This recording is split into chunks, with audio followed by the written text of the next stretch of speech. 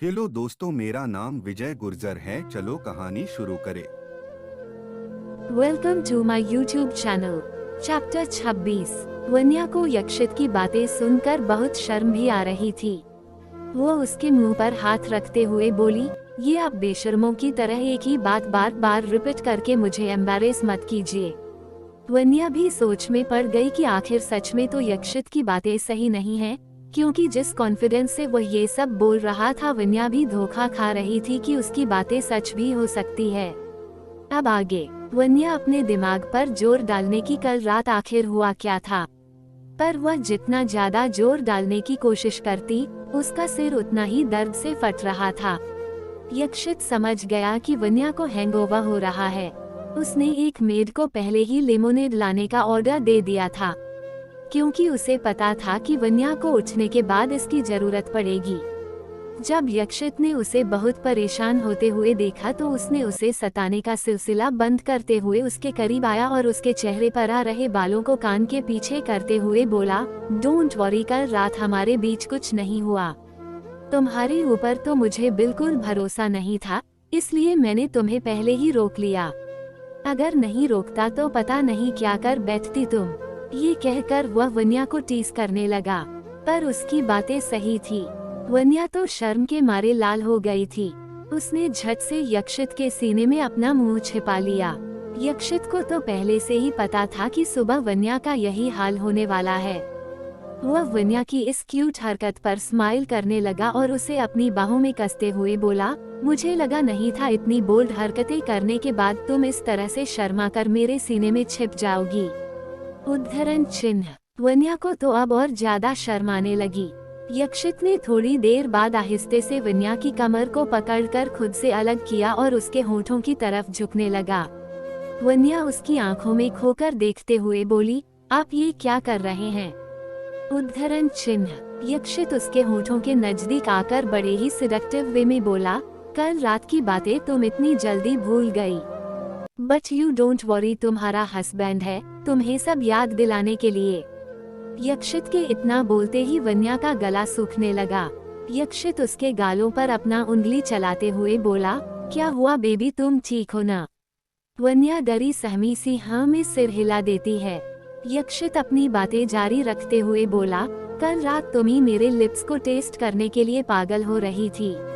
वन्या के होठों को अपने अंगूठे से सहलाते हुए तुमने कहा था कि तुम्हें मेरे लिप्स का टेस्ट बहुत पसंद आया और तुम उसी अभी के अभी टेस्ट करना चाहती थी, पर तुम नशे की हालत में थी, इसलिए मैंने तुम्हें रोक दिया।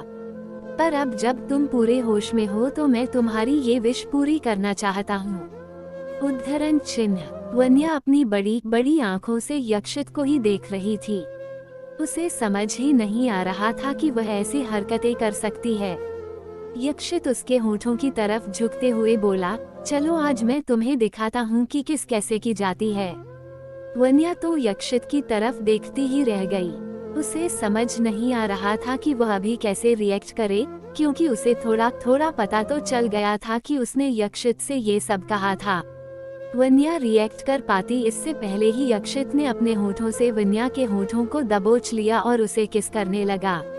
वन्या तो कुछ कर भी नहीं पाई और इससे पहले ही यक्षित उस पर टूट पड़ा। उसके लोअर लिप्स को अपने होठों के बीच दबाकर वो उसे किस करने लगा। वन्या ने छूटने की कोशिश की, पर यक्षित ने पहले ही इसका इंतजाम कर लिया था। उसने उसकी कमर को कसकर पकड़ लिया था, जिससे वह चाहकर भी छूट नहीं पा रही थी। थोड़ी देर बाद उसने छूटने की कोशिश नहीं की और अपने आप को यक्षित की पकड़ से बिल्कुल ढीला छोड़ दिया। वह आंखें बंद किए हुए ही उसके होठों को अपने होंठ पर फील करने लगी।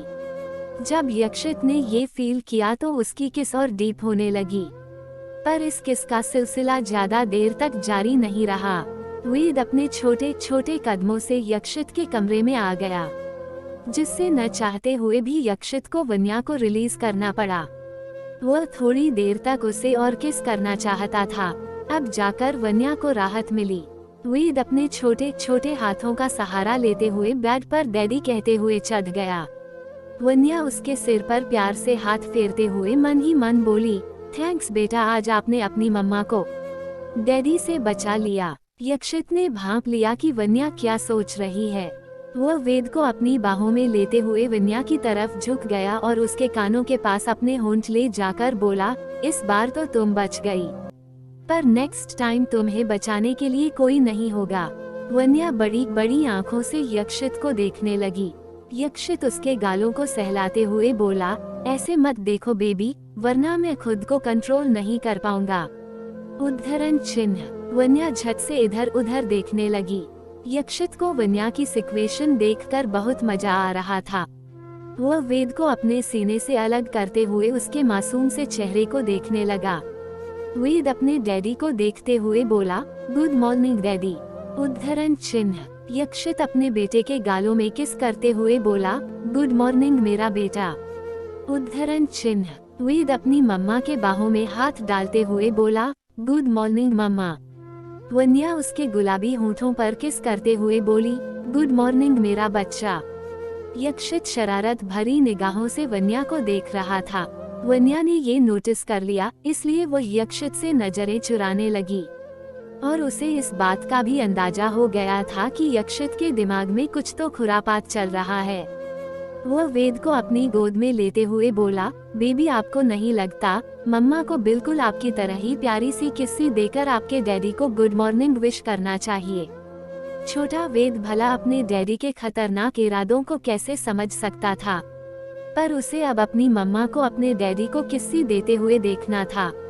इसलिए वह वन्या की तरफ देखते हुए प्यार से बोला, यच मम्मा प्लीज आप डैडी को वैसे ही किसी देकर गुड मॉर्निंग बोलो ना। उद्धरण चिन्ह। वन्या को तो पहले ही समझ आ गया था कि यक्षित के मन में कुछ तो चल रहा है। यक्षित ने भी वन्या के इरादों को सही साबित कर दिया।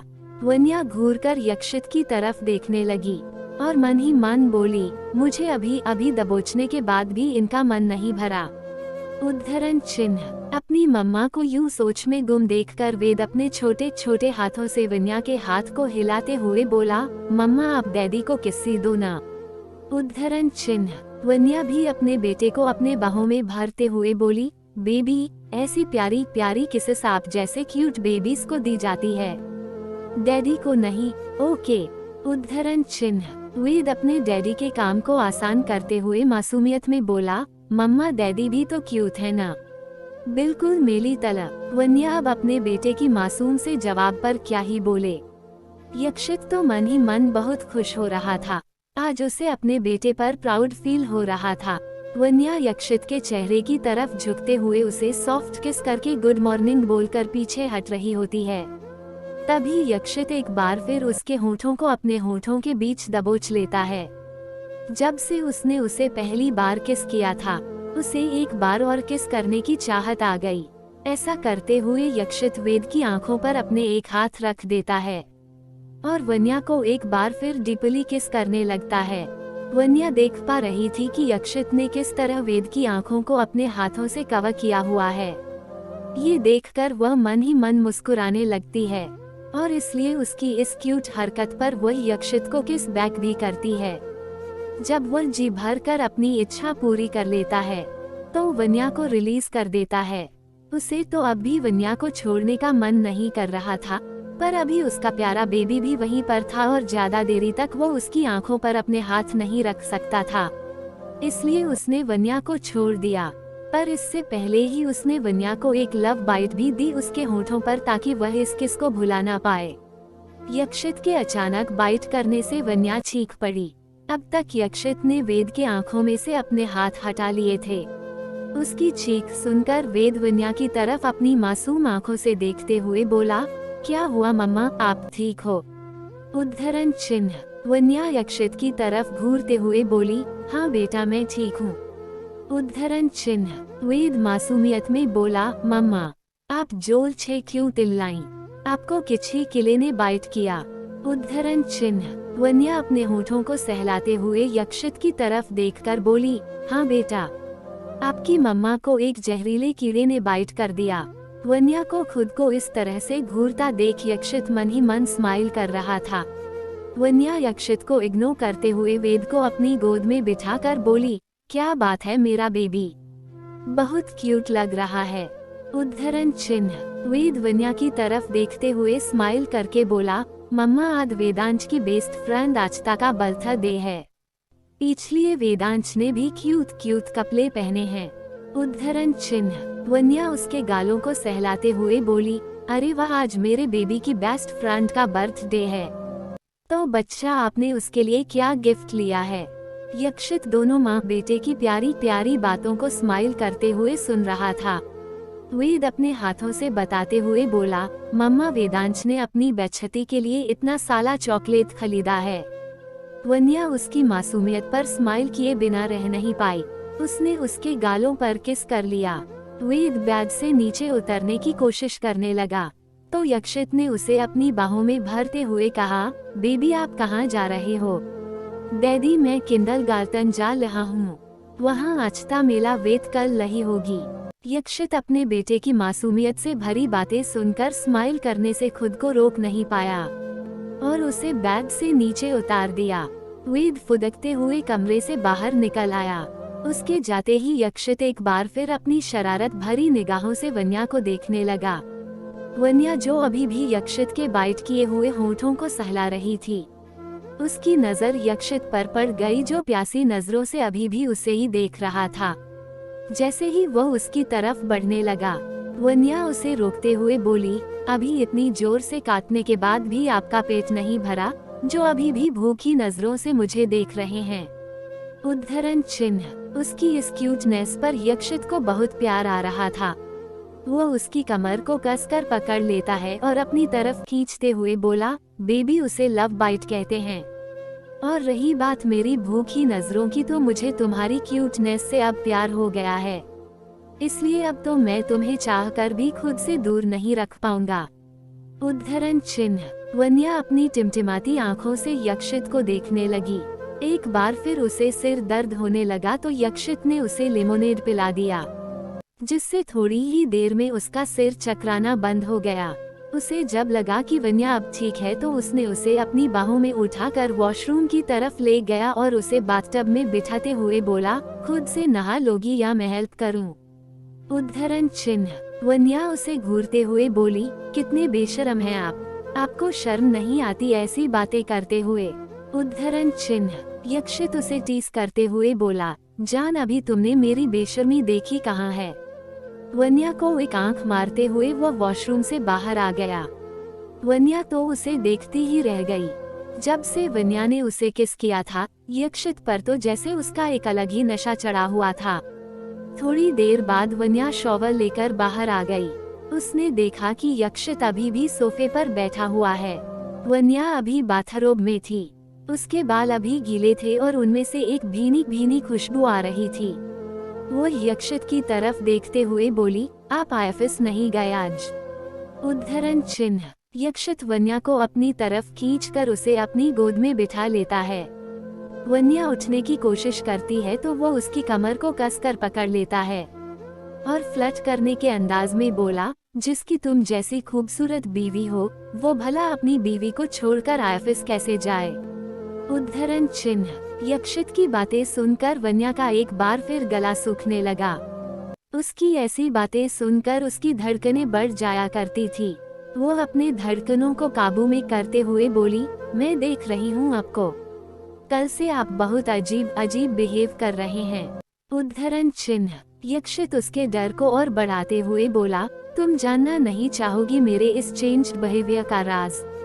उद्धरण चिन्ह। वन्या उसकी नजरों को भांपते हुए अभी यक्षित से पीछा छुड़ाना ही सही समझती है। वो यक्षित पर से उठते हुए बोली, मुझे नहीं जानना। उद्धरण चिन्ह। यक्षित भी उसे ज्यादा परेशान नहीं करता और उसकी तरफ देखते हुए बोला, रेडी हो जाओ, हम आज शॉपिंग पर जा रहे हैं। उद्धरण चिन्ह। वन्या उसकी तरफ देखते हुए बोली, पर क्यों? और वैसे भी मेरे पास अभी सारी चीजें हैं, मुझे किसी भी चीज की जरूरत नहीं, तो मुझे शॉपिंग करने की भी जरूरत नहीं है अभी। उद्धरण चिन्ह। यक्षित उसकी तरफ देखते हुए बोला, यार तुम पहली लड़की हो जिसे उसका पति सामने से शॉपिंग के लिए बोल रहा है और तुम हो कि उसे मना कर रही हो। उद्धरण चिन्ह। वन्या उसकी तरफ देखते हुए बोली, क्योंकि अभी आपकी वाइफ के पास सब कुछ तो है न, और उसे फालतू में अपने पति के पैसे बर्बाद करने का कोई शौक नहीं है। ये बोलते हुए उसे अपने पिछले दिनों के इंसिडेंट याद आ गए जब वो अग्रवाल हाउस में रहती थी। उसे सोच में डूबा देख यक्षित पूछने लगा, क्या सोच रही हो? उद्धरण चिन्ह। वन्या सामने की तरफ देखते हुए बोली, यही कि पैसों की कीमत क्या होती है। ये मैं अच्छी तरह समझती हूँ। जब पैसों की कमी की वजह से मैं फाइनल ईयर के एक पेपर में नहीं बैठ पाई थी, तब मुझे पता चली थी कि पैसों की कीमत क्या होती है। मेरे पैसे खत्म हो गए थे और डैड को तो कभी मेरी जरूरतों का ध्यान आया ही नहीं। ये कहते हुए वन्या की आंखें नम हो गईं। यक्षित को पता थी कि वन्या पार्ट टाइम जॉब्स करके अपने एक्सपेंसेस खुद उठाती थी। उसके डैडी को उसके होने न होने से कोई फर्क नहीं पड़ता था। यक्षित उसके पास गया और उसे अपने सीने से लगा लिया।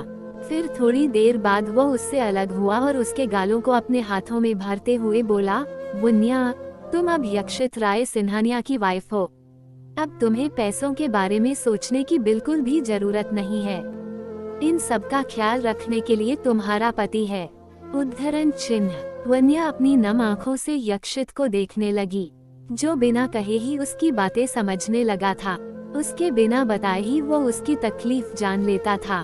उसे वो हर चीज देता जिससे वह अनजान थी, हर वो खुशी देता जो उसे उसके डैड नहीं दे पाए थे। इन सब को सोचते हुए वह यक्षित के सीने से लग जाती है। यक्षित उसे अपनी बाहों में थामकर उसके पीठ को सहलाने लगता है और उसके कानों के पास जाकर बोला, रेडी हो जाओ, हम अभी जाने वाले हैं। उद्धरण चिन्ह। वन्या यक्षित से अलग हुई और उसकी तरफ स्माइल करके देखते हुए हाँ में सिर हिला दिया। यक्षित ने एक ड्रेस देते हुए उससे कहा, इसे पहनो। वन्या ने हाँ में सिर हिलाते हुए यक्षित के हाथों में से वह ड्रेस ले ली। थोड़ी देर में वह तैयार होकर बाहर आ गई। उसके लंबे बाल खुले थे जिससे वे हवा में लहरा रहे थे। कानों में छोटे छोटे डायमंड इयरिंग्स पहने हुए थे जो उस पर बहुत जच रहे थे। वन्या ने डार्क पिंक कलर का एक मिड लेंथ गाउन पहना हुआ था। यह एक स्ट्रैपी गाउन था जिसमें वन्या की गोरी बाहें अच्छे से नजर आ रही थी। ओवरऑल इस लुक में वो बेहद खूबसूरत लग रही थी। यक्षित की तो उस पर से नजर ही नहीं हट रही थी।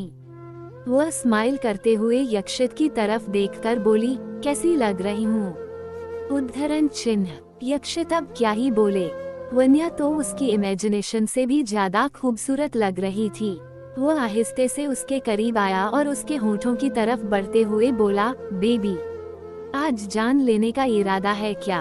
उद्धरण चिन्ह। यक्षित का इतना कहना था कि वन्या शर्माने लगी। शर्माते हुए वह और भी खूबसूरत लग रही थी। यक्षित को तो अपने ऊपर कंट्रोल करना मुश्किल हो रहा था। वैसे तो उसे अपने आप पर पूरा कंट्रोल था, पर जब से उसने वन्या को किस किया था, उसका ये कंट्रोल अब उसके काबू में नहीं था।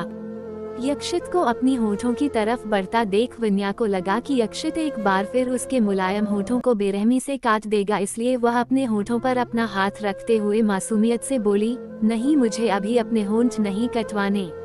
उद्धरण चिन्ह। उसकी मासूमियत से भरा जवाब सुनकर यक्षित खुद को स्माइल करने से रोक नहीं पाया। उसने वन्या को अपनी बाहों में उठा लिया और उसके गालों को चूमते हुए उसे कार के पास ले आया और उसे आहिस्ते से बिठाकर दूसरे तरफ आकर ड्राइविंग सीट में बैठ गया। रोता देख वह नहीं आज पा खुद रहा ही था। ड्राइव पता करने वाला नहीं था। पर वीर को उसके थोड़ी ही आंसू से देर में फर्क पड़ उनकी रहा कार था। मॉल के वीआईपी चाप तो पार्किंग सर एरिया अभी में सुबह पार्क हो गई। वे दोनों अंदर आ गए। आज ज्यादातर मॉल खाली ही था, कुछ गिने चुने कस्टमर्स ही थे। यक्षित वन्या का हाथ पकड़कर कपड़ों के सेक्शन की तरफ जाने लगा। तभी एक लड़का जो वन्या को देखते हुए उसकी तरफ आने लगा, पर वन्या इस बात से बिल्कुल बेखबर थी। वह तो बस वहाँ की लग्जरी को देखने में लगी हुई थी, क्योंकि इतने बड़े मॉल में वह आज तक नहीं आई थी। शॉपिंग करना तो दूर की बात थी। चैप्टर 27। थोड़ी ही देर में उनकी कार मॉल के वीआईपी पार्किंग एरिया में पार्क हो गई। वे दोनों अंदर आ गए। आज ज्यादातर मॉल खाली ही था, कुछ गिने चुने कस्टमर्स ही थे। यक्षित वन्या का हाथ पकड़कर कपड़ों के सेक्शन की तरफ जाने लगा। तभी एक लड़का जो वन्या को देखते हुए उसकी तरफ आने लगा, पर वन्या इस बात से बिल्कुल बेखबर थी। वह तो बस वहाँ की लग्जरी को देखने में लगी हुई थी, क्योंकि इतने बड़े मॉल में वह आज तक नहीं आई थी। शॉपिंग करना तो दूर की बात थी। अब आगे यक्षित की नजर जैसे ही उस लड़के पर पड़ी, यक्षित की भौहें तन गई, क्योंकि वह वन्या की तरफ ही आ रहा था। जब वन्या की नजर उस लड़के पर पड़ी तो वह लड़का स्माइल करने लगा। वन्या का तो मुंह ही बन गया। ये लड़का शान था, कॉलेज के दिनों में वन्या का क्लासमेट था और उसे पसंद भी करता था। वह स्माइल करता हुआ वन्या की तरफ देखते हुए बोला, वन्या तुम, व्हाट अ प्लेजेंट सरप्राइज। ये कहते हुए वह वन्या की तरफ अपना एक हाथ बढ़ा देता है। ये देखकर यक्षित को शान पर बहुत गुस्सा आता है। वन्या उसका पोपट करते हुए उसे हाथ जोड़कर बस नमस्ते कर देती है, जिससे यक्षित मन ही मन बहुत जोर से हंसता है। वो यक्षित की तरफ देखता हुआ उससे भी हैंडशेक करता है। यक्षित उससे कैजुअली हाथ मिलाते हुए बोला, हु आर यू? उद्धरण चिन्ह। शान वन्या की तरफ स्माइल करते हुए बोला, आई एम वन्याज बॉयफ्रेंड। उसके इतना कहते ही यक्षित अपनी गुस्सैल आंखों से उसे घूरने लगा। वन्या भी खा जाने वाली नजरों से शान को घूरती है। कॉलेज के टाइम उसे पता चल गया था कि शान उसे लाइक करता है, पर वन्या ने कभी उसमें इंटरेस्ट नहीं दिखाया। वन्या उसका कॉलर पकड़ते हुए बोली, ओ भाई साहब, कब से ये गलतफहमी पाल रखी है आपने? वन्या के मुंह से खुद के लिए भाई साहब सुनकर शान का तो मुंह ही बन गया। वहीं यक्षित को अपनी वाइफ के इस एक्ट से बहुत हंसी आ रही थी। शान अपने दिल को संभालते हुए बोला, वन्या तुम ये क्या कह रही हो? तुम जानती हो न कि मैं तुमसे कितना प्यार करता हूँ। तुम मेरे दिल को ऐसे नहीं तोड़ सकती। उद्धरण चिन्ह। वन्या उसकी तरफ खा जाने वाली नजरों से देखते हुए बोली, तुम्हें शर्म नहीं आती यहाँ सबके सामने अपना दुखड़ा रोते हुए? और वैसे भी मैंने तुम्हें पहले भी कहा था कि मैं तुमसे प्यार व्यार नहीं करती। फिर यक्षित की तरफ देखते हुए एक नजर शान को देखकर बोली, मैं तो तुम्हें इनका इंट्रोडक्शन देना ही भूल गई। मीट माई हस्बैंड मिस्टर यक्षित राय सिन्हानिया। उद्धरण चिन्ह। शान शॉक्ड होकर यक्षित की तरफ देखते हुए बोला, हस्बैंड? उद्धरण चिन्ह। वन्या भी उसकी तरफ देखते हुए बोली, हाँ हस्बैंड। उद्धरण चिन्ह। शान को लगा नहीं था कि यक्षित वन्या का हस्बैंड निकलेगा। वह हैरानी से अभी भी वन्या की तरफ ही देख रहा था। ये बात सुनकर उसके दिल के 1000 टुकड़े हो चुके थे, पर फिर भी अपने मन में एक आस लेकर उसने झट से वन्या का हाथ पकड़ लिया और बोला, वन्या प्लीज तुम मेरे पास आ जाओ, मैं तुमसे बहुत प्यार करता हूँ। उद्धरण चिन्ह। अब शान अपनी लिमिट्स क्रॉस कर रहा था। ये देखकर यक्षित को बहुत जोर से गुस्सा आया। वो एक झटके में शान को झटक कर वन्या से दूर कर देता है और वन्या को अपनी बाहों में भर लेता है। वो उसकी तरफ अपनी जलती आंखों से देखते हुए बोला, तुम्हारी हिम्मत कैसे हुई यक्षित राय सिन्हानिया की वाइफ को हाथ लगाने की? उद्धरण चिन्ह। वन्या तो यक्षित के चेहरे के एक्सप्रेशन को देखती ही रह गई।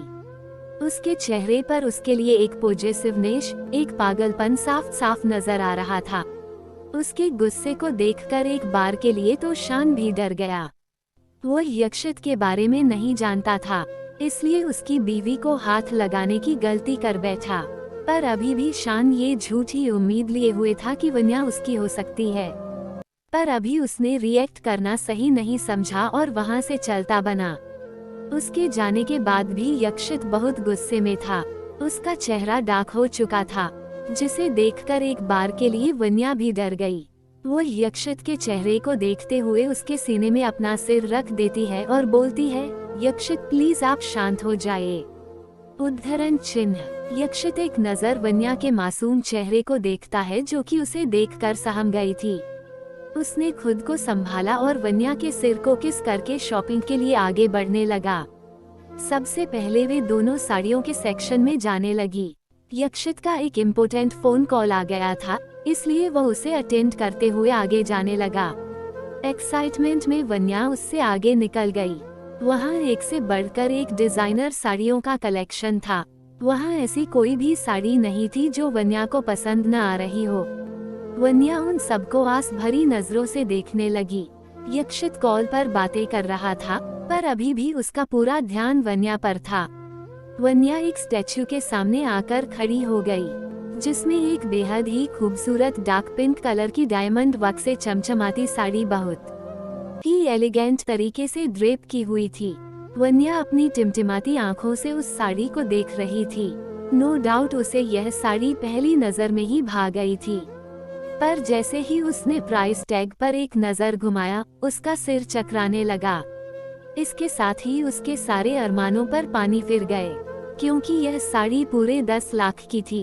वन्या ने मन ही मन प्राइस टैग देखकर बोला, हे भगवान, ये साड़ी की कीमत है या इस शॉप की? 10 लाख की साड़ी भला कौन पहनता होगा? मैंने अब तक की अपनी पूरी जिंदगी में 10 लाख के कपड़े नहीं पहने। उद्धरण चिन्ह। ये बोलते हुए वह बाकी साड़ीज को देखने लगी।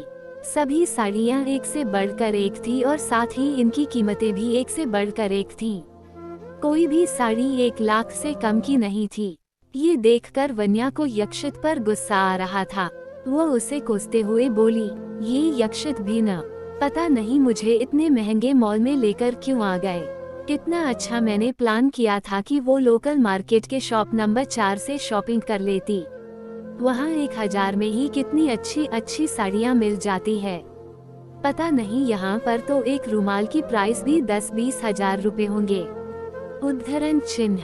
यक्षित फोन पर बातें करते हुए अपनी बीवी की हरकतों को देख रहा था और मन ही मन स्माइल भी कर रहा था। वन्या एक बार हसरत भरी निगाहों से साड़ी की तरफ देखती, फिर अगले पल प्राइस टैग को देखती और उसका साड़ी खरीदने का सपना वहीं धरा का धरा रह जाता। यक्षित यह सब देख रहा था और वन्या की इन क्यूट हरकतों पर उसे बहुत प्यार आ रहा था। थोड़ी देर बाद वह कॉल डिस्कनेक्ट करके वन्या के पास आया और उसके गालों को सहलाते हुए बोला, बेबी, तुमने अब तक कितनी साड़ियाँ सिलेक्ट की? यक्षित के ऐसा कहते ही वन्या उसका हाथ पकड़कर साइड में ले आई और उसके कान के पास फुसफुसाते हुए बोली, यक्षित, आपको पता है यहाँ की सभी साड़ियों की कीमत 1 लाख से ऊपर है। मैं आपको बता रही हूँ, हम यहाँ से थोड़ी दूर आगे एक शॉप पर शॉपिंग कर लेते हैं। वहाँ पर 1000 में ही बहुत अच्छी साड़ियाँ मिल जाएगी। उद्धरण चिन्ह। यक्षित अपनी वाइफ की क्यूट बातों को सुनकर मन ही मन स्माइल करने लगा। वो उसके गालों को सहलाते हुए बोला, कोई जरूरत नहीं है कहीं और से शॉपिंग करने की। तुम चुपचाप यहीं से अपनी सारी शॉपिंग करोगी। यक्षित की बातें सुनकर वन्या का मुंह बन गया। वो उसके फूले हुए गालों को पींच करते हुए बोला, तुम क्या चाहती हो? तुम्हारा पति तुम्हारे लिए पूरा मॉल ही खरीद ले। यक्षित की बातें सुनकर वन्या बड़ी बड़ी आंखों से उसे देखने लगी, पर यक्षित की बातों से लग रहा था कि वह सच में ऐसा करने वाला है। इसलिए वन्या उसे रोकते हुए बोली, पागल हो गए हैं आप? ठीक है, मैं यहीं से शॉपिंग करूंगी।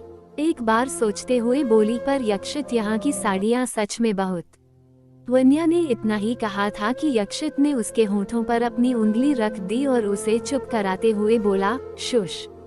फिर वह वन्या का हाथ पकड़कर उस 10 लाख वाली साड़ी के पास गया जिसे वन्या आस भरी नजरों से देख रही थी। यक्षित ने उसे अटेंडेंट को पैक करने के लिए कहा।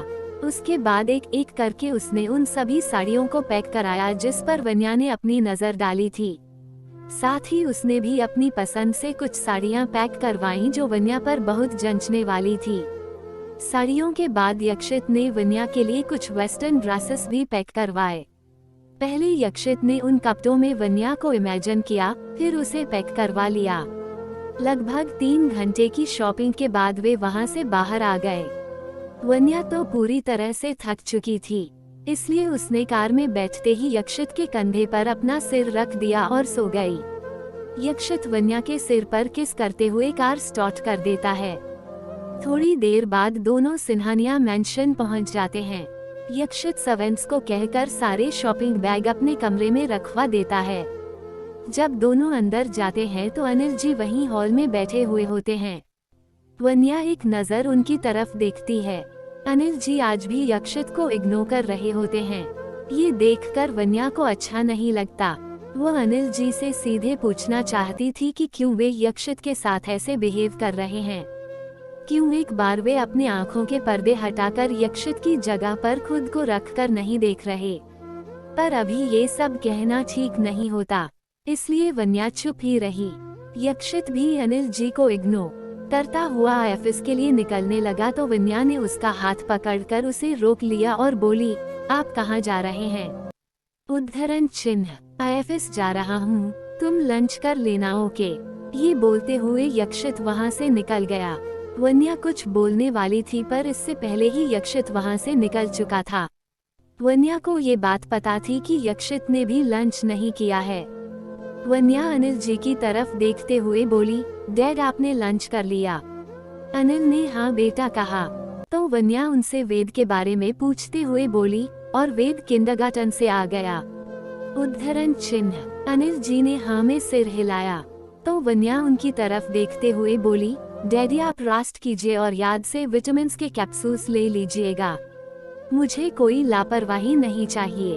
उद्धरण चिन्ह, अनिल जी स्माइल करते हुए वन्या की तरफ देखकर बोले, हाँ मेरी माँ, आपकी बातें न मानने की गुस्ताखी भला मैं कैसे कर सकता हूँ।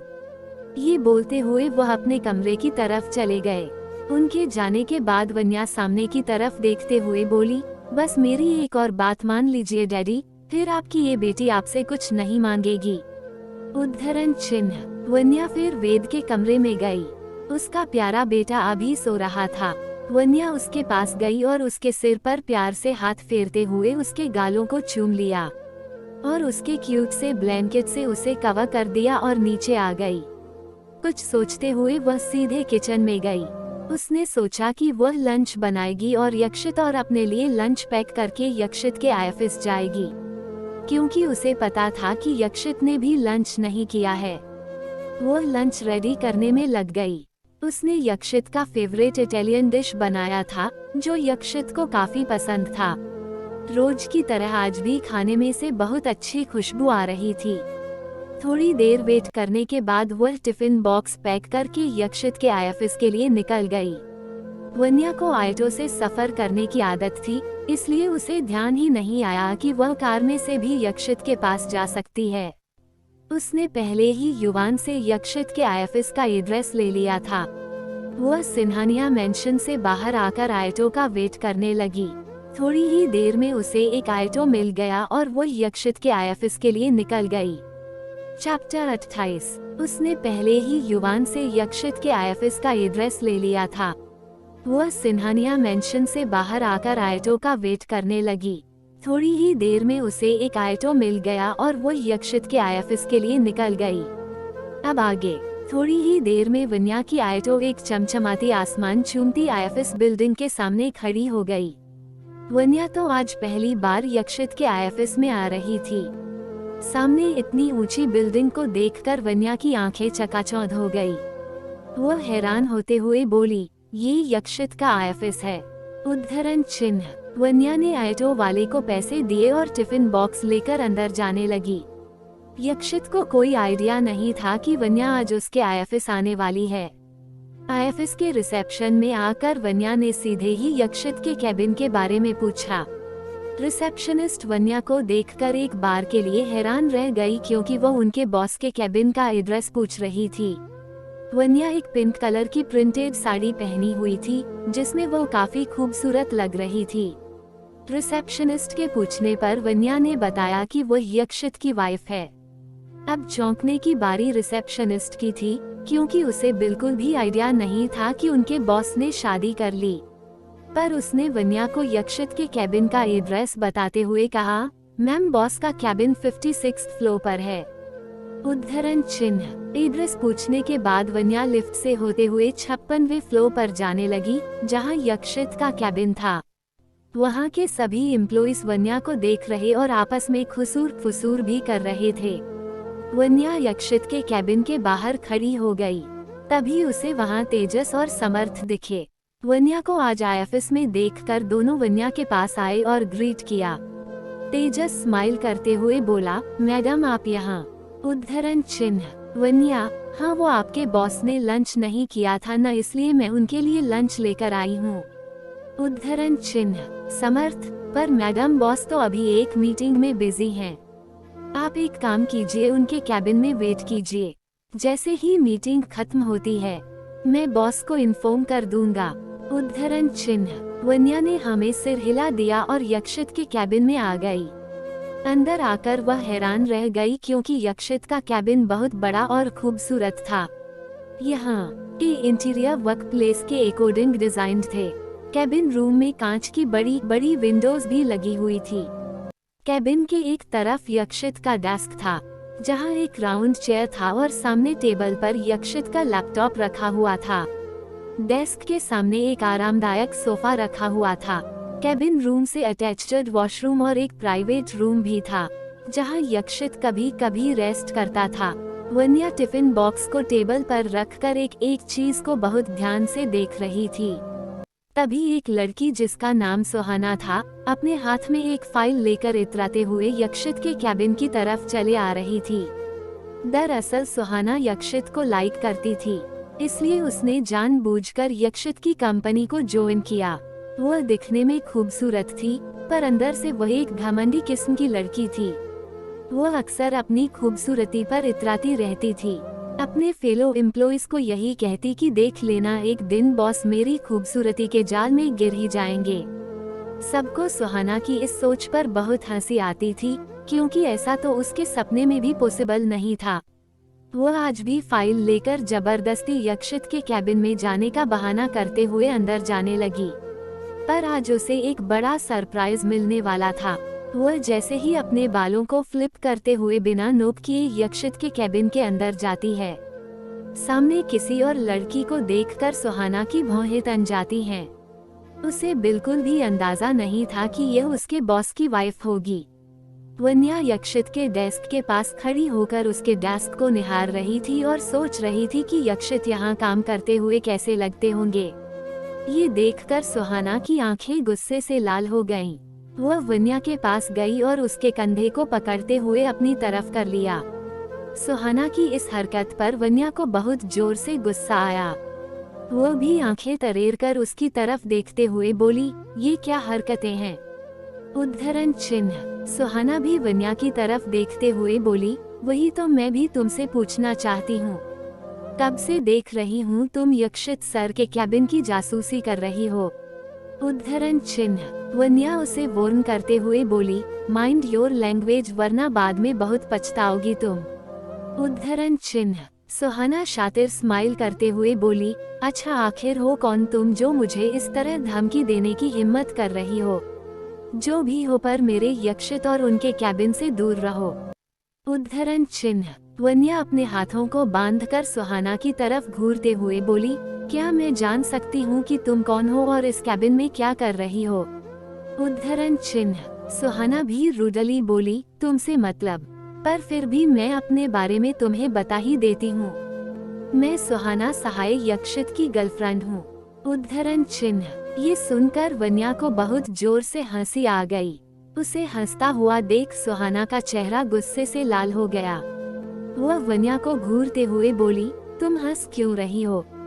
उद्धरण चिन्ह। वन्या मुश्किल से अपनी हंसी कंट्रोल करते हुए बोली, तुम्हारी बेवकूफी पर। उद्धरण चिन्ह। सुहाना वन्या की तरफ बढ़ते हुए बोली, तुम्हारी हिम्मत कैसे हुई मुझे बेवकूफ कहने की? उद्धरण चिन्ह। वन्या उसे एक बार फिर वार्न करते हुए बोली, मैंने तुम्हें पहले भी वार्न किया था और अब भी कर रही हूँ, दूर रहो मुझसे वरना बहुत पछताओगी। उद्धरण चिन्ह। पर सुहाना पर तो जैसे धुन सवार था। वह वन्या के पास गई और उसे डेस्क के पास से हटाते हुए सामने की तरफ जोर से धक्का दे देती है, जिससे वन्या का सिर डेस्क पर लगने ही वाला होता है। तभी कोई उसे कमर से कसकर पकड़ लेता है और अपनी बाहों में भर लेता है। ये यक्षित था। वन्या को यक्षित की बाहों में देखकर सुहाना का तो जैसे खून ही सूख गया। उसे कुछ समझ ही नहीं आ रहा था कि ये लड़की आखिर कौन है। यक्षित ने वन्या को संभालते हुए उसे ठीक से खड़ा किया और उसके चेहरे पर आ रहे बालों को कान के पीछे करते हुए बोला, तुम ठीक हो?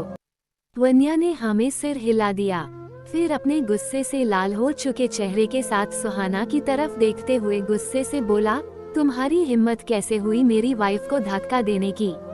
उद्धरण चिन्ह। ये सुनकर तो जैसे सुहाना के पांव के नीचे से जमीन खिसक गई। उसे यकीन ही नहीं हो रहा था कि जिस लड़की के साथ अभी अभी वो बदतमीजी कर रही थी, वो उसके बॉस की वाइफ निकलेगी। अब उसे समझ आ रहा था कि वन्या उसे बार बार वार्न क्यों कर रही थी। पर अब तीर कमान से निकल चुका था और अब कुछ नहीं हो सकता था। सॉरी बॉस, मुझे नहीं पता था कि ये आपकी वाइफ हैं। सुहाना ने अपनी लड़खड़ाती जुबान के साथ ये कहा। यक्षित गुस्से से सुहाना की तरफ देखते हुए बोला, अगर मेरी वाइफ के जगह कोई दूसरी लड़की होती तो भी तुम उसके साथ बिल्कुल ऐसे ही पेश आती। एक बात कान खोलकर सुन लो मिस सुहाना, इंसान पैसों से बड़ा या छोटा नहीं होता, पर तुम जैसी इंसान इन सब बातों को कभी समझ नहीं पाएगी। आज तो तुमने हद ही कर दिया और इसकी सजा तुम्हें मिलेगी। उद्धरण चिन्ह। सुहाना यक्षित के सामने गिड़गिड़ाते हुए बोली, प्लीज बॉस, प्लीज मुझे माफ कर दीजिए, आइंदा से ऐसी गलती कभी नहीं होगी। उद्धरण चिन्ह। पर यक्षित ने उस पर बिल्कुल भी रहम नहीं दिखाया और कहा, you are fired from your job. Suhana के पास दूसरा कोई ऑप्शन नहीं था, इसलिए वह चुपचाप वहां से निकल गई। आज उसका यह एटीट्यूड उस पर ही भारी पड़ चुका था। सुहाना के जाने के बाद सभी कैबिन से बाहर चले गए, वन्या और यक्षित को छोड़कर। यक्षित ने रिमोट से कैबिन का डोर लॉक कर दिया और अपने से दूर खड़ी वन्या के पीछे जाते हुए उसे कसकर पीछे से ही हग कर लेता है, जिससे वन्या के फेस पर एक स्माइल आ जाती है। वह वन्या के कान के पास अपने होंठ ले जाकर बोला, तुमने बताया नहीं कि आज तुम मेरे ऑफिस आने वाली हो। उद्धरण चिन्ह। यक्षित के इस तरह कहने से वन्या सिहर गई थी, उसकी हालत खराब हो गई थी, जिसे यक्षित भी नोटिस कर पा रहा था। ये देखकर उसके फेस पर शरारती स्माइल आ गई। वन्या खुद को संभालते हुए बोली, वो मैं आपको सरप्राइज देना चाहती थी इसलिए नहीं बताया। उद्धरण चिन्ह। अच्छा, यक्षित ने उसे यूं ही अपनी बाहों में जकड़े हुए कहा। तो वन्या ने आहिस्ते से हम कहा। वन्या को अपने इतने करीब देखकर यक्षित एक बार फिर बेकाबू होने लगा। उसने पीछे से ही उसके गले पर किस कर लिया। जब एक बार से मन नहीं भरा तो वह अपने होठों को उसके नेक के पूरे हिस्से में फिराने लगा। वन्या यक्षित के इस तरह से छूने से सहने लगी। उसे एक अलग सा एहसास हो रहा था। वो यक्षित को खुद से दूर भी नहीं कर रही थी। वो यक्षित को अपने करीब आने से रेजिस्ट नहीं कर पा रही थी। वन्या ने आज साड़ी पहनी हुई थी। उसकी बैकलेस ब्लाउज से उसकी गोरी पीठ बहुत अच्छे से नजर आ रही थी। यक्षित वन्या से आहिस्ते से अलग होकर उसके पीठ को भी चूम लेता है। फिर वन्या को ज्यादा परेशान न करते हुए उसके कंधे को पकड़कर अपने सामने कर लेता है। वो ऊपर से नीचे तक उसे देखने लगता है, जिससे उसकी निगाहें वन्या के सेक्सी नावेल पर टिक जाती है, जो कि पतली साड़ी से बेहद अच्छे से नजर आ रही होती है। ये देखकर यक्षित एक बार फिर अपने कंट्रोल खोने लगता है, पर वह खुद को संभालते हुए वन्या से बोला, अगर तुम इस तरह मेरे सामने आ जाओगी तो मैं काम नहीं कर पाऊंगा। वन्या ब्लश करते हुए अपनी नजरें झुका लेती है। यक्षित उसके करीब आकर उसके गालों को सहलाते हुए उसके कान के पास अपने होंठ को ले जाकर बोला, बहुत खूबसूरत लग रही हो।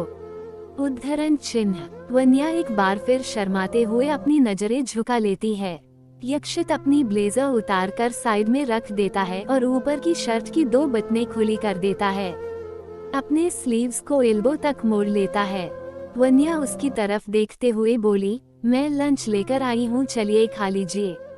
उद्धरण चिन्ह। यक्षित ने हाँ में सिर हिलाया और सोफे के पास बैठ गया। वन्या ने लंच सर्व कर दिया और यक्षित को खाने के लिए कहा, पर यक्षित ने अभी भी खाने की एक बाइट नहीं ली थी। ये देखकर वन्या उसकी तरफ देखकर बोली, क्या हुआ, आप खाना क्यों नहीं खा रहे? उद्धरण चिन्ह। यक्षित बच्चों जैसी शक्ल बनाकर बोला, तुम अपने हाथों से खिलाओगी तभी मैं खाऊंगा। वन्या एक नजर घूरकर यक्षित को देखते हुए बोली, आप भी न बिल्कुल बच्चों की तरह हरकतें करने लगे हैं। उद्धरण चिन्ह। यक्षित ने वन्या की बातों को इग्नोर करते हुए उसे अपनी तरफ खींचकर अपनी गोद में बिठा लेता है। वन्या यक्षित के इस हरकत से शॉक्ड रह जाती है। अब उसके पास कोई ऑप्शन नहीं था यक्षित को अपने हाथों से खिलाने के अलावा। वो उसे अपनी हाथों से खिलाने लगती है। यक्षित भी वन्या को अपने हाथों से खिलाता है। खाने के बाद दोनों सोफे पर बैठ जाते हैं। वन्या को देखकर यक्षित के फेस पर डेविल स्माइल आ जाती है। वो उसकी तरफ देखते हुए बोला, तुम्हें नहीं लगता खाने के बाद कुछ मीठा हो जाए? उद्धरण चिन्ह। वन्या मासूमियत में बोली, अरे हाँ, आपने अच्छा याद दिलाया, पर मैं तो भूल ही गई। मुझे कुछ मीठा बना कर लाना चाहिए था। उद्धरण चिन्ह। वह वन्या की बातों पर स्माइल करने लगा और उसकी तरफ देखते हुए बोला, डोंट वरी बेबी, तुम्हें बना कर लाने की कोई जरूरत नहीं है, वो ऑलरेडी तुम्हारे पास ही है। उद्धरण चिन्ह। वन्या कंफ्यूज्ड होकर यक्षित की तरफ देखने लगी।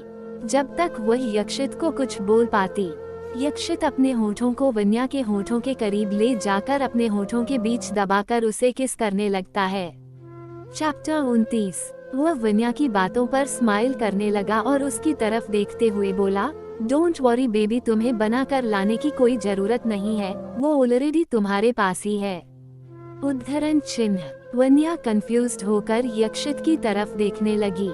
जब तक वह यक्षित को कुछ बोल पाती, यक्षित अपने होठों को वन्या के होठों के करीब ले जाकर अपने होठों के बीच दबाकर उसे किस करने लगता है। अब आगे। वन्या जब उससे छूटने के लिए छटपटाने लगी तो यक्षित ने उसकी कमर पर अपनी पकड़ मजबूत बनाते हुए उसे अपने करीब कर लिया। थोड़ी देर बाद वन्या ने उससे अलग होने की कोशिश छोड़ दी और इस किस में वह भी इन्वॉल्व हो गई। 15 मिनट बाद जब वन्या को सांस लेने में दिक्कत हुई तो यक्षित ने उसे रिलीज कर दिया। वन्या यक्षित से छूटते ही लंबी लंबी सांसें भरने लगी। यक्षित वन्या को देखकर टीस करते हुए बोला, डेजर्ट सच में बहुत टेस्टी था। ये सुनते ही वन्या यक्षित की तरफ घूर कर देखने लगी। उसे इस तरह घूरता देख यक्षित स्माइल करने लगा और उसे अभी भी वन्या पर बहुत प्यार आ रहा था। वह उसे और परेशान करना चाहता था। वह वन्या की तरफ शरारत भरी निगाहों से देखते हुए बोला, उफ उफ उफ। तीखी नजरों से देखते हुए, तुम कितनी कातिल लगती हो वाइफी। मन कर रहा एक बार फिर तुम्हारे इन रसीले होठों को किस कर लूं।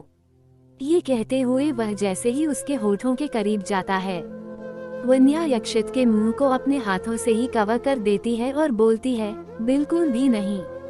पर यक्षित पर तो जैसे भूत सवार था। उसे भी वन्या को तंग किए बगैर कहाँ चैन मिलना था। उसने वन्या के दोनों हाथों को अपने एक हाथ से पकड़ लिया और उसके नेक को बेतहाशा चूमने लगा। उसके सेंशुअल किसेस से वन्या पिघलने लगी।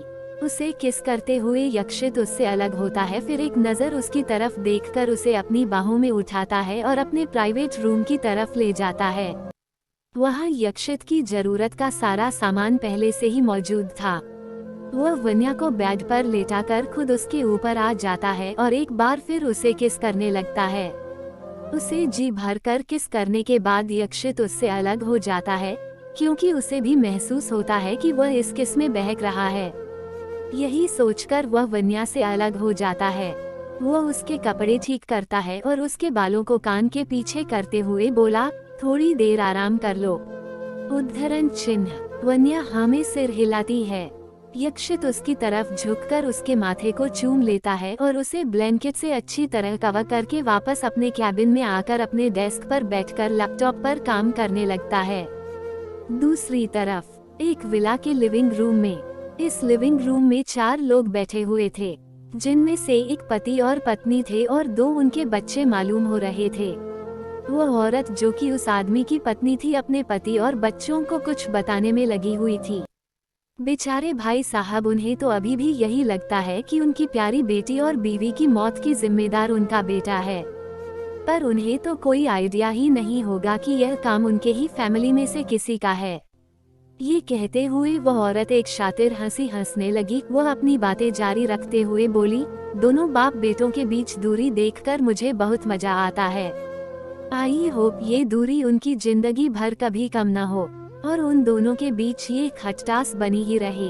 उद्धरण चिन्ह। अपनी मॉम की बातें सुनकर उनका बेटा सवालिया नजरों से उस औरत की तरफ देखते हुए बोला, मॉम उस दिन एग्जैक्टली हुआ क्या था।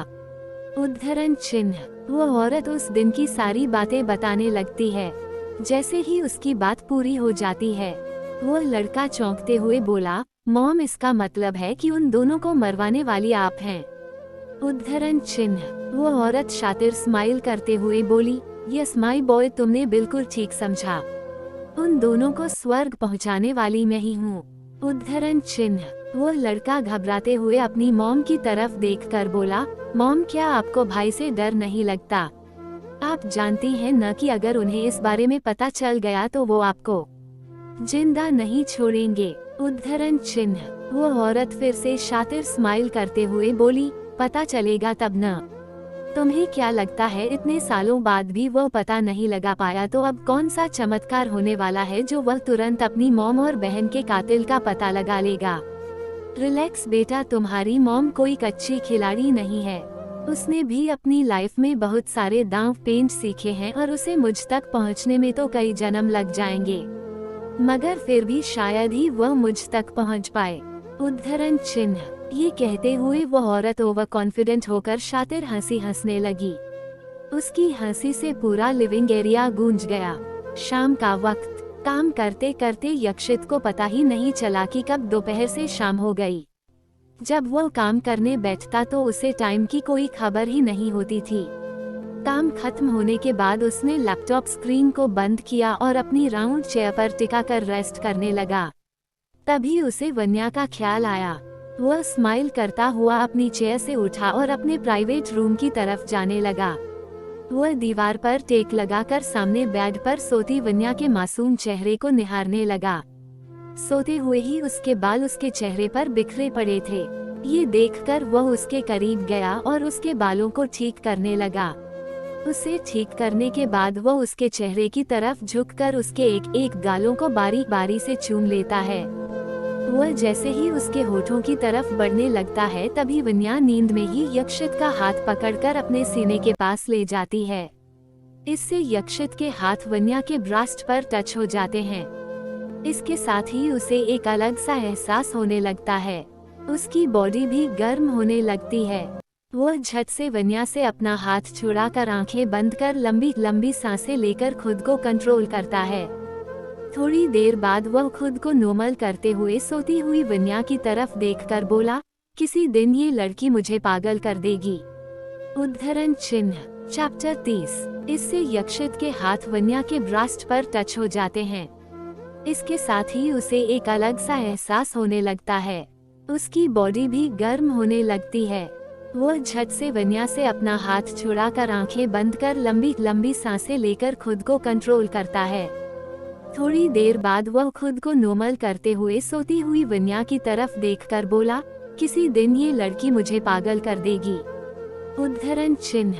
अब आगे। फिर एक नजर वन्या को निहारता है, जो इन सब से बेखबर चैन की नींद सो रही होती है। यक्षित उसे डिस्टर्ब नहीं करता और उसे वैसे ही अपनी गोद में उठाकर अपने प्राइवेट लिफ्ट से होते हुए अपने प्राइवेट पार्किंग एरिया में आ जाता है। ड्राइवर कार का डोर ओपन करता है, जिससे वह वन्या को लेकर बैक सीट में बैठ जाता है।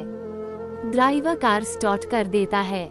यक्षित एक नजर सामने की तरफ देखता है, फिर उसकी निगाहें सोती हुई मासूम वन्या पर चली जाती है। वह उसके चेहरे पर आ रहे बालों को उसके कान के पीछे करता है, जिससे वन्या नींद में ही कसमसाते हुए यक्षित को और जोर से कसकर पकड़ लेती है।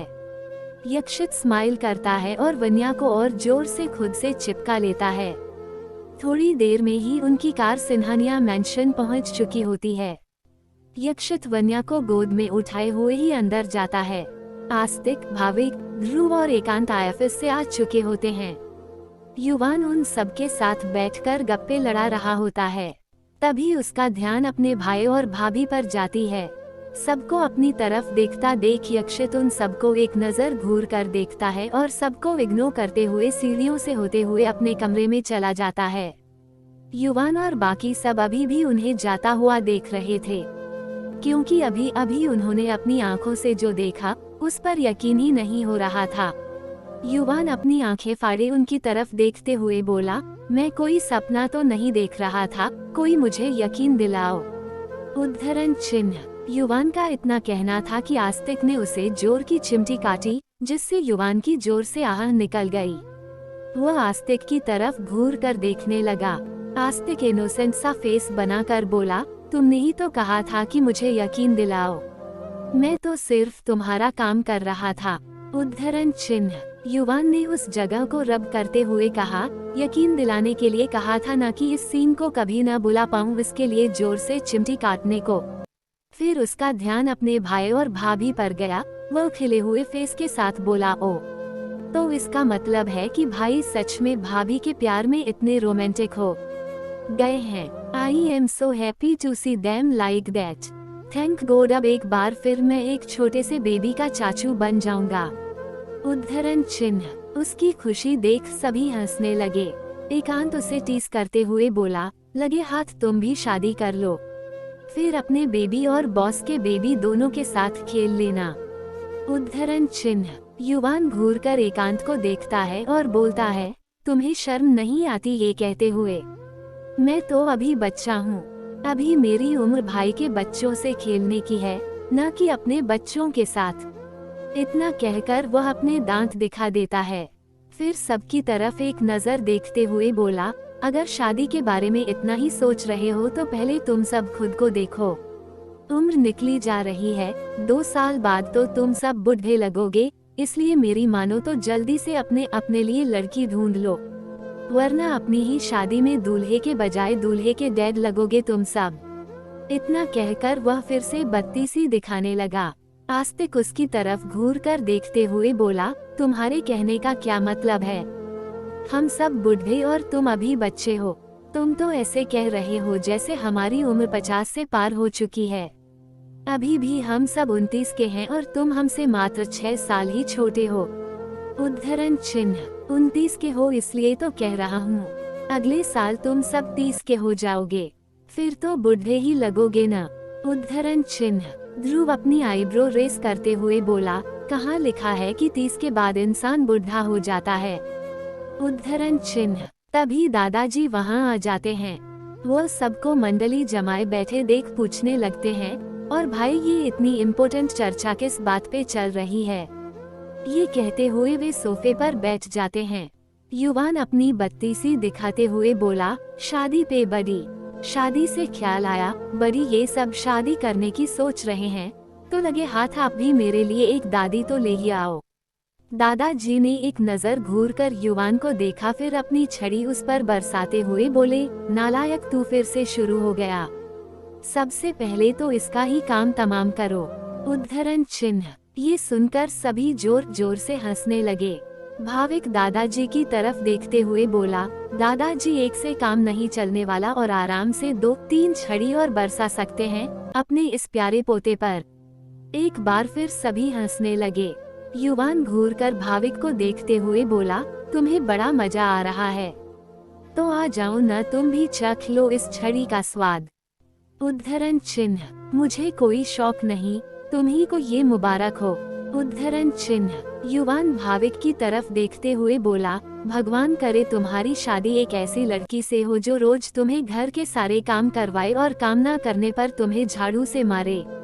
युवान का इतना कहना था कि भाविक उसकी तरफ खा जाने वाली नजरों से घूरते हुए बोला, भगवान करे तुम्हारी ये विश तुम पर ही पूरी हो। ये कहते हुए वह युवान को मारने के लिए दौड़ता है। दोनों एक दूसरे के पीछे चूहा बिल्ली की तरह लगे हुए थे। तभी वेद अपने छोटे छोटे कदमों से वहां पहुंच जाता है। युवान वेद के पीछे छिपकर हाँफने लगता है।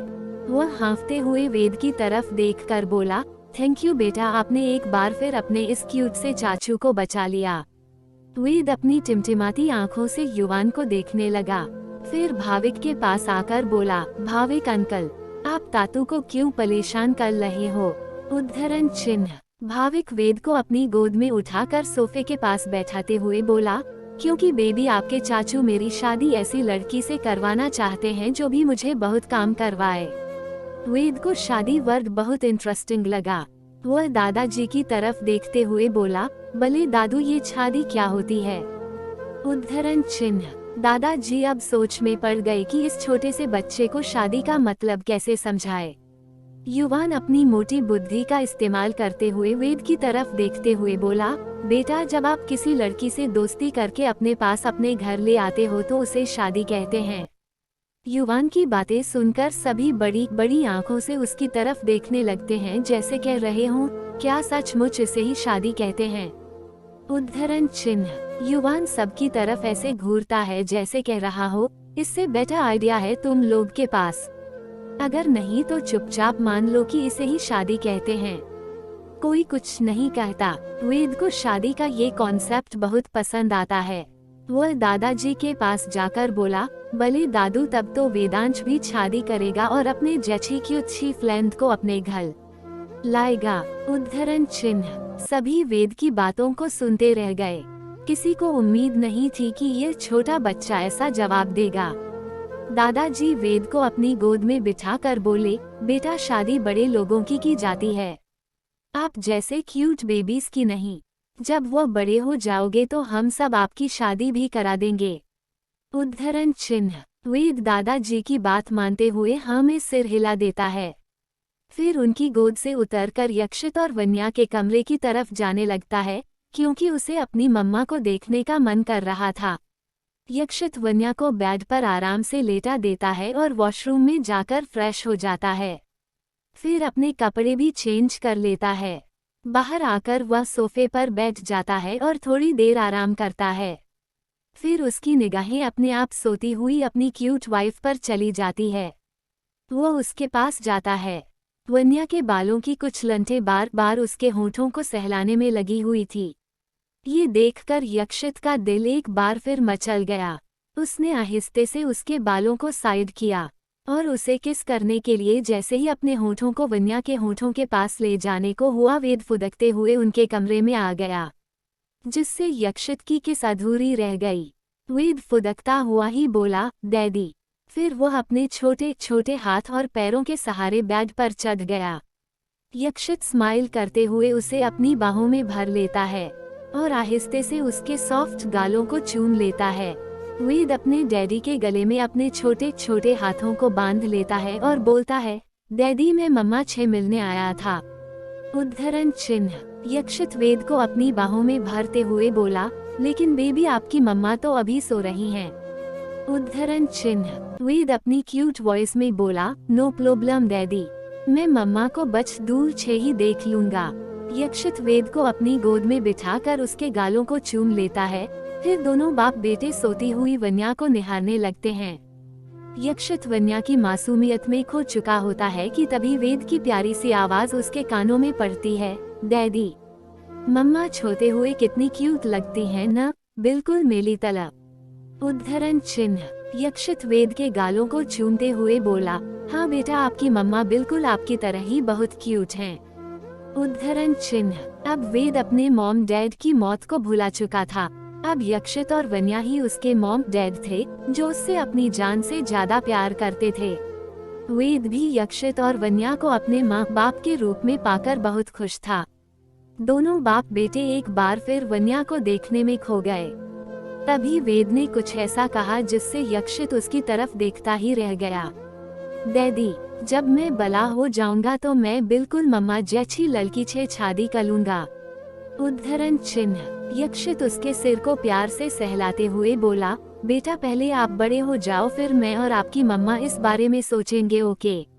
वेद ने हाँ में सिर हिलाया और वहाँ से निकलकर अपने टॉय वाले रूम में चला गया खेलने के लिए। यक्षित अभी भी सोती हुई वन्या को निहार रहा था। वन्या भी अब नींद से जागने लगी। वह जागकर बेड पर उठकर बैठ गई। उसने टाइम देखा, शाम के 6 बज चुके थे। फिर अपने सामने बैठे यक्षित की तरफ देखा। तभी उसे वेद का ख्याल आया। वो यक्षित की तरफ देखते हुए बोली, यक्षित, क्या वेद यहाँ आया था? एक काम करती हूँ, मैं ही उसे देखकर आ जाती हूँ। उद्धरण चिन्ह। ये कहते हुए वह जैसे ही बेड से उठने लगी, यक्षित ने उसे उसकी कमर से कसकर पकड़कर अपने करीब खींच लिया।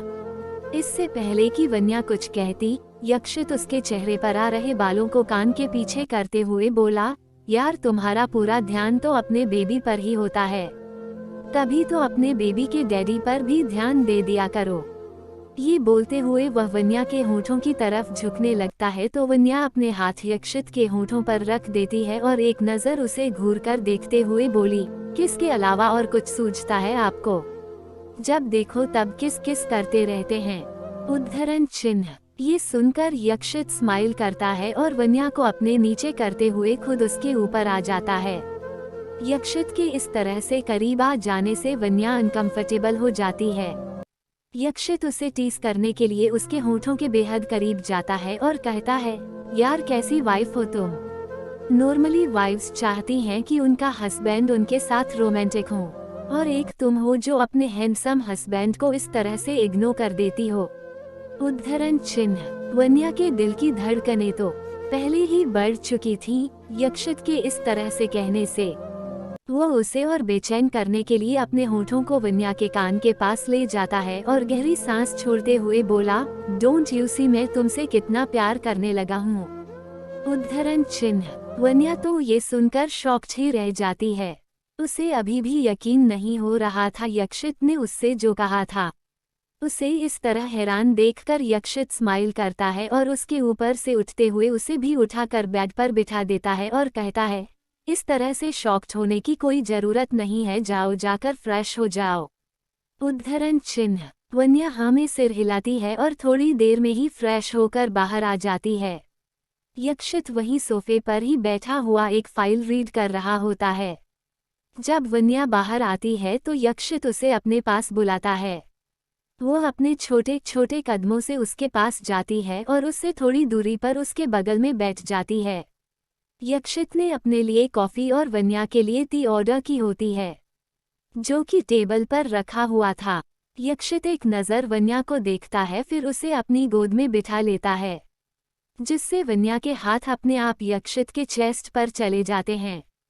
यक्षित एक टक उसके चेहरे को देखने लगता है, जैसे अभी उसे किस कर लेगा। वन्या एक नज़र आंख उठाकर उसे देखती है, फिर खुद को देखता देख अपनी नज़रें झुका लेती है। वो हिम्मत करके अपनी नज़रें झुकाए हुए ही पूछती है, आप मुझे ऐसे क्यों देख रहे हैं? उद्धरण चिन्ह। यक्षित उसके गालों को सहलाते हुए बोला, मैंने अभी जो कहा, लगता है तुमने सुना नहीं। फिर अपनी एक उंगली से वन्या के चिन्ह को ऊपर करते हुए उसके चेहरे को देखने लगता है। वो उसे देखते हुए ही बोला, वन्या मेरी आंखों में देखो। वन्या हिम्मत करके उसकी आंखों में देखती है। उसकी आंखों में एक अलग ही पॉजिटिवनेस, एक अलग ही जुनून अपने लिए दिखाई देता है। वो उसके गालों को अपने अंगूठे से सहलाते हुए ही बोला, वन्या यू आर माइन। अब तुम सिर्फ और सिर्फ मेरी हो। तुम चाहो या ना चाहो, पर आज के बाद मैं तुम्हारी लाइफ में कभी किसी और को नहीं देखना चाहता, न ही तुम्हें खुद से दूर जाने दूंगा। उद्धरण चिन्ह। Thanks for watching our. Subscribe and comments. Next chapter देखने के लिए लाइक करें।